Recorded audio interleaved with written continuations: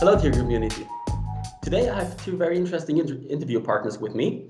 It's Tuba Albayrak, Vice President of FOPI and Novartis Oncology General Manager, and Mr. Thomas Szekeres.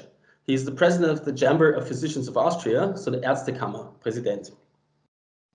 We are now talking about a green book that was made by FOPI, where it is about the learnings of the COVID-19 crisis so far. And you both participated in this green book, you both wrote for it.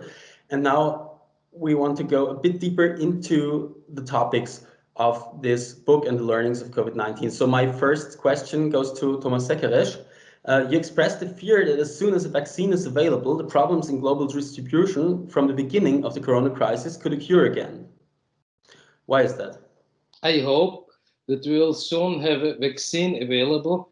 There are around 10 companies in phase 3, but as soon as one can be solved, I think the whole world will be interested in buying this vaccine, and that might be difficult then. So, Tuba Albayrak, what must happen to prevent this? How can a rapid supply of the vaccine be ensured? I think the first thing we need to recognize is that there will not going to be a magic bullet that brings COVID-19 to an end, not even a vaccine.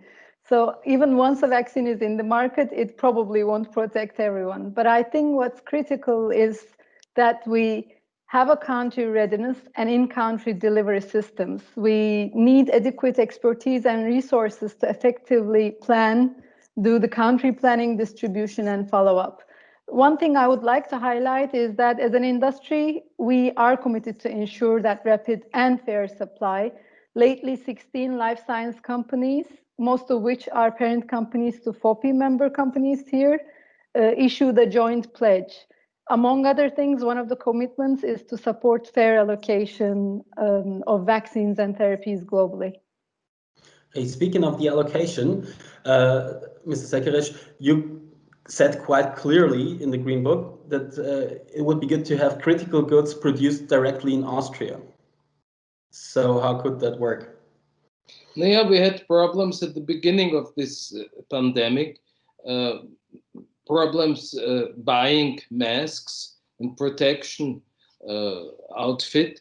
And that was because every country tried to keep this protective outfit and masks in their country. And therefore it might be a good idea to produce some crucial products like masks or pharmaceutical chemicals in Europe, for instance, and not to be dependent on India and China only. So now I ask you as head of, as general manager oncology of Novartis, how realistic do you think it is to bring the production to Austria of medication in specific? You know, what we have seen in the latest examples, if governments and countries act decisively and set the right priorities, it is feasible and realistic to maintain production. For me, the safeguarding the production in Europe is a very valid concern, but it should be also discussed in relation to how we value those medicines as we grant them access. And we need to bear in mind that if we want to be an attractive either production site or a research and development site for life sciences, we need strong commitment in intellectual property as the backbone of the life sciences, a more innovation-friendly regulation, and an infrastructure that is driven by data and digital, alongside with the determination to build those strong public-private partnerships.